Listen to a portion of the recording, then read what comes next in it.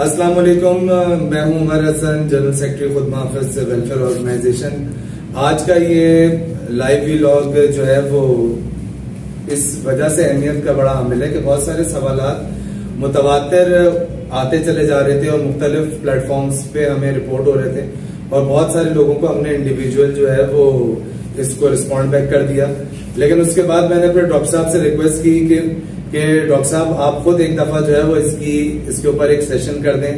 ہم اس کے اوپر اپنا آفیشیل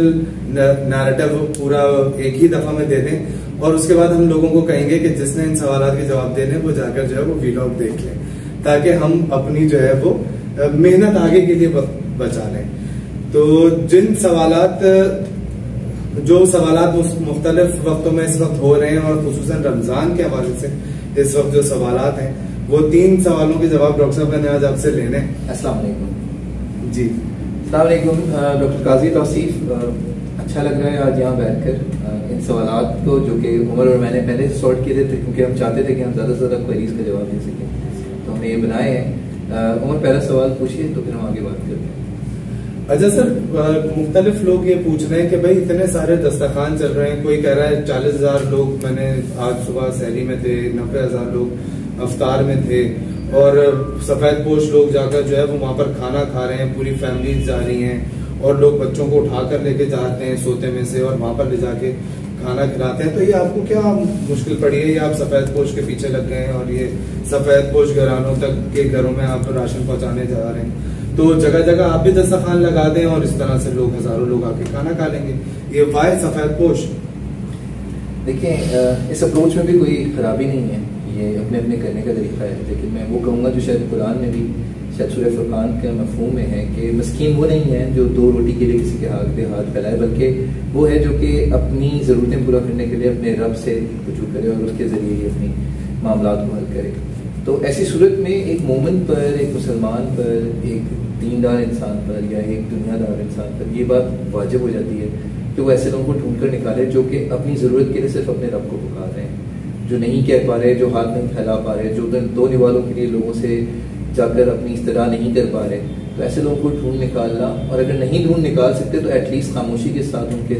ساتھ نیکی کا کام کرنا، ان کی مدد کرنا، یہ بڑا ضروری ہے۔ اور ایسے لوگوں کی تعداد بہت زیادہ ہے، ان لوگوں سے بہت زیادہ ہے جو 4,000 8,000 10,000 کے جاب یا جاب کے اندر بیٹھ کر مختلف جگہوں پر مفت کھانا کھا رہے ہیں۔ مجھے اس سے بھی کوئی غرض نہیں ہے کہ اس میں کتنے لوگ ضرورت مند ہیں اور کتنے لوگ صرف رستے میں چلتے ہوئے تھرل کے لیے وہاں بیٹھ گئے۔ ان نمبرز کی اوریجنلٹی پہ بھی ہم سوال نہیں کر رہے، ہم صرف فوکس یہ کر رہے ہیں کہ وہ لوگ جو اپنی ضرورت کے لیے آواز نہیں نکال سکتے، نکالنا چاہتے نہیں، اللہ کے علاوہ کسی کے آگے دست دراز نہیں کر رہے ہیں، ان تک پہنچیں اور ان تک اللہ کی رسد پہنچا دیں جو اللہ نے جس کے لیے ہمیں ولایت بخشی ہے کہ ہم لوگوں تک پہنچیں، اور لوگوں سے کہیں کہ اگر کوئی مدد کرنا چاہتا ہے ایسے لوگوں کی جو کہ اپنی ضرورت کے لیے کسی کے آگے ہاتھ پھیلانا نہیں چاہتے، تو ہم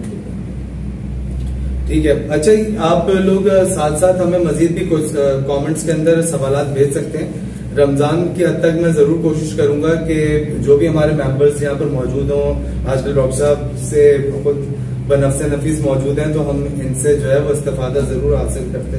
چلیں۔ اچھا،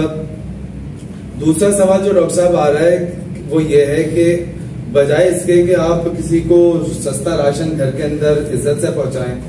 آپ سستے بچت بازار کیوں نہیں لگا رہے، اور سستے بچت بازار سے ماسز کو فائدہ ہوگا، اس طرح سے آپ چند 100 لوگوں کو کور کر سکیں گے۔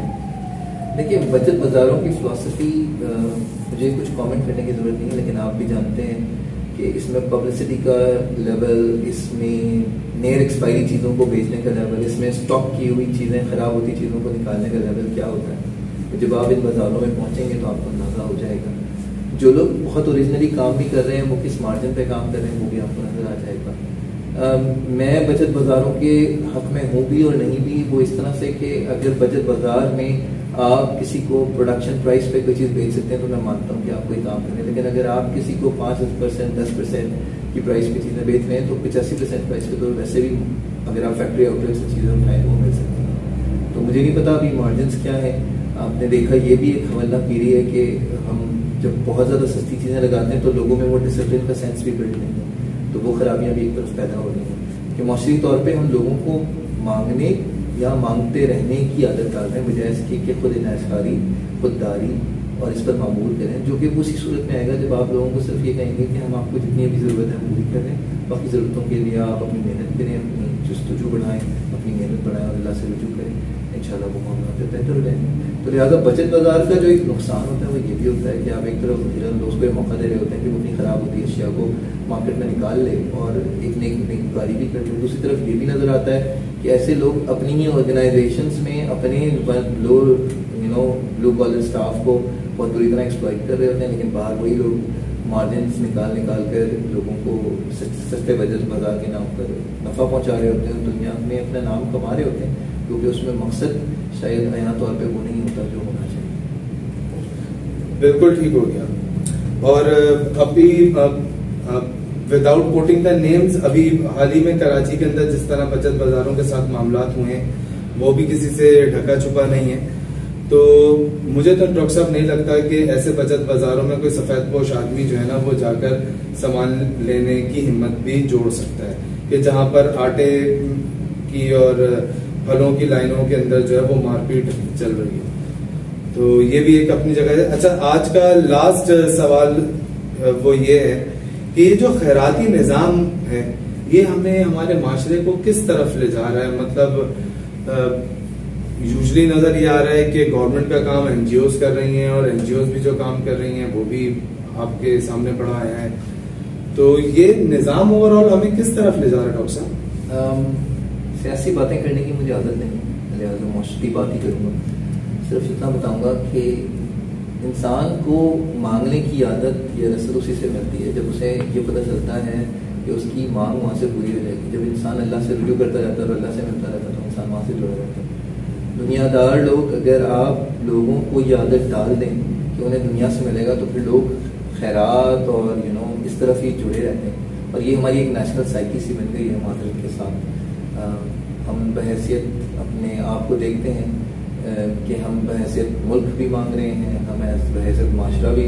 مانگنے والوں میں شامل ہوتے جا رہے ہیں. ہماری کوشش ہوتی ہے کہ ہم دکانوں پہ بھی جائیں تو ہم کوشش یہ کریں کہ بجائے اس کے کہ اس سے پرائز بارگن کریں, ہم اس سے کنسیشن بارگنس کر رہے ہوتے ہیں.